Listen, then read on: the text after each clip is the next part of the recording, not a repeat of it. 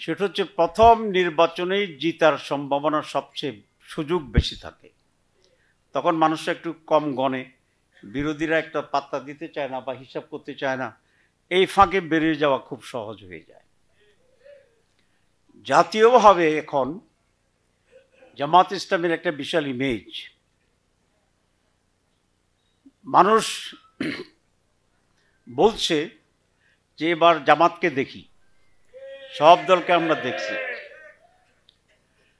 এবং মানুষ বলে যে জামাত ইসলামী পারবে দেশটা রিয়েল পরিবর্তন করতে। আমাদের ব্যাপারে মানুষের অ্যানালাইসিস কয়েকটি বিষয়। এক, মানুষ মনে করে জামাতের লোকেরা সৎ, এটা মনে করে না প্রমাণিত? এটা প্রমাণিত। আমাদের যারা মন্ত্রী ছিলেন, যারা এমপি ছিলেন, আলহামদুলিল্লাহ তাদের কোনো কারাপশনের কোনো চিহ্ন কেউ খুঁজে পায়নি। আমেরিকানদের সাথে আমার অনেক কথা হয়, তো তাদের তো ইসলামের ব্যাপারে কিছুটা রিজার্ভেশন আছে, ইসলামী শক্তিকে তারা নানাভাবে চিহ্নিত করতে চায়। আমি তাদেরকে বলেছি, তোমাদের সাথে আমাদের আদর্শিক ডিফারেন্স আছে, তোমাদের সাথে আমাদের রাজনৈতিক ডিফারেন্স আছে, কিন্তু একটি বিষয় তোমাদের সাথে আমাদের ঐক্য হতে পারে। তো তারা বলে যেটা কি? আমি বলেছি সেটা হচ্ছে দুর্নীতি মুক্ত অবস্থাটি, anti corruption sentiment, no corruption. এবং আলহামদুলিল্লাহ তারা এটা এগ্রি করে।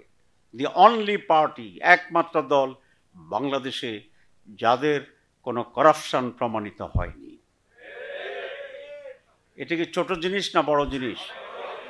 একজন ব্যক্তি $235 বিলিয়ন বাংলাদেশ থেকে নিয়ে চলে গেছে। গতকাল বাংলাদেশ গভর্নর বলেছেন $2000 কোটি পাচার হয়ে গিয়েছে, দুর্নীতি হয়েছে। তো এই পরিমাণ টাকা যদি বাংলাদেশে থাকতো, বাংলাদেশ প্রায় মধ্যম আয়ের দেশে রূপান্তরিত হতো। আমাদের ভোট চাওয়ার অনেক অ্যাপ্রোচ করার এবং অ্যাগ্রেসিভলি ভোট চাওয়ার অধিকার তৈরি হয়েছে বাংলাদেশে।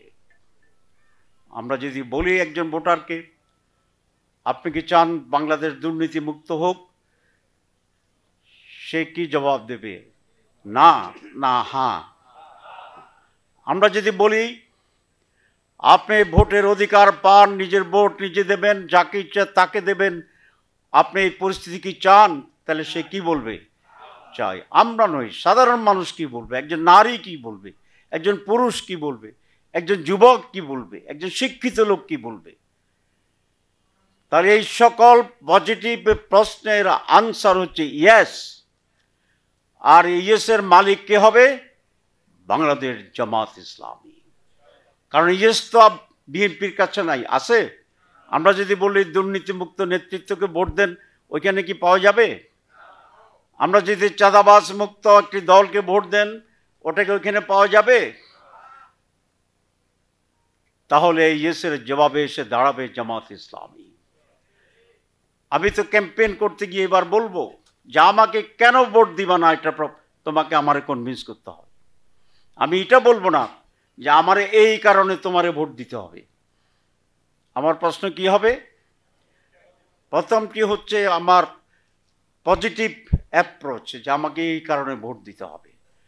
কিন্তু 54 বছর বাংলাদেশের এই রাজনীতির ব্যর্থতা, শাসনের ব্যর্থতা, দুর্নীতির জঞ্জাল, অধিকারহীনতা, রক্ত এবং জীবনের বিনিময়ে সংগ্রাম এবং আন্দোলনের পরে আজ পজিটিভ ভোট চাওয়ার প্রয়োজন হবে না।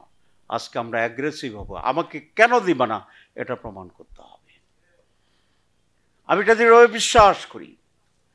আজকে যারা 4 জন এখানে ক্যান্ডিডেট হয়েছেন, তারা গিয়ে যদি এই কথা বলে আমার কেন ভোট দিবা না, ভোট না দেওয়ার মতো কোনো যুক্তি তারা প্রমাণ করতে পারবে না, দিতে পারবে না।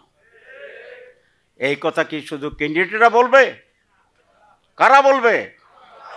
প্রত্যেকে এগিয়ে বলতে হবে। সেই সিরিয়াসনেস আমাদের লাগবে। আমি দেখছি আপনাদের সকলের চেহারা তাজা, ফ্রেশ। নির্বাচনে সিরিয়াস হতে হলে এই চেহারার ভিতরে মলিনতা আনতে হবে, আপনাদেরকে বিধ্বস্ত দেখাইতে হবে, টায়ার্ড মনে হবে, মিটিংয়ে বসে চোখ বন্ধ হয়ে আসবে। তাহলে কি নেগেটিভ বললাম না পজিটিভ বললাম? কেন ঘুম ঘুম আসবে? আপনি রাতে ঘুমাবেন না, ক্যাম্পেইন করবেন। কেন আপনাকে বিধ্বস্ত দেখাবে? সারা রাত জেগে থাকার পরেও ফজর পরে আবার নির্বাচনের ক্যাম্পেইনের জন্য বেরিয়ে যেতে হবে। আপনারা অত একটু ফাঁকে থাকেন, তাহলে মানুষ দেখা যাবে মাঝে মধ্যে। ওকে, বিসমিল্লাহির রহমানির রহিম। নাহমাদুহু ওয়া নুসাল্লি আলা রাসূলিহিল কারীম। মাননীয় সভাপতি, উপস্থিত সম্মানিত শ্রদ্ধেয় প্রিয় ভাইরা, আসসালামু আলাইকুম ওয়া রাহমাতুল্লাহি ওয়া বারাকাতুহু। আমি জাতিসংঘ স্টাইলে সম্বোধন করে শুরু করতে চাই। স্টাইলটা হচ্ছে এরকম, ওইখানে এক এক করে মানুষের নাম ধরে সম্বোধন করে না, তাহলে তো ঘণ্টাখানেক সম্বোধনে চলে যাবে, কারণ 200 দেশের রাষ্ট্রপ্রধানেরা থাকে। তো যেন সভাপতিকে দিয়ে এটা কভার করলাম, বাকিরা সকলে আমরা একসাথে সম্বোধন করলাম।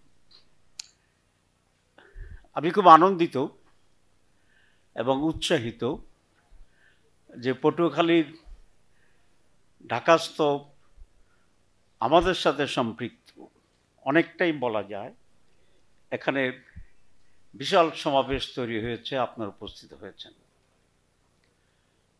আমার ধারণার চেয়ে বেশি হয়েছে। এটা হতে পারে আমার ধারণা করার ক্ষমতা কম,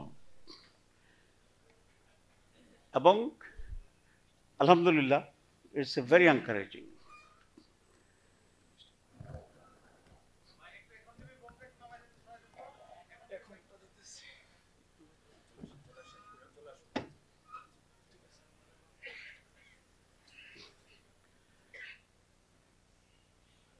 আমরা 4টি আসন পটুয়াখালীতে, সম্ভবত বহু বছর পরে 4টি আসনেই আমরা নির্বাচন করার সিদ্ধান্ত নিয়েছি। এই 4টি আসনে আমরা জিততে চাই কিনা? ইনশাআল্লাহ। তাহলে আমাদের 4টা এমপি নিশ্চিত হলো, কি বলেন? নিশ্চিত হয়ে গেছে? আচ্ছা,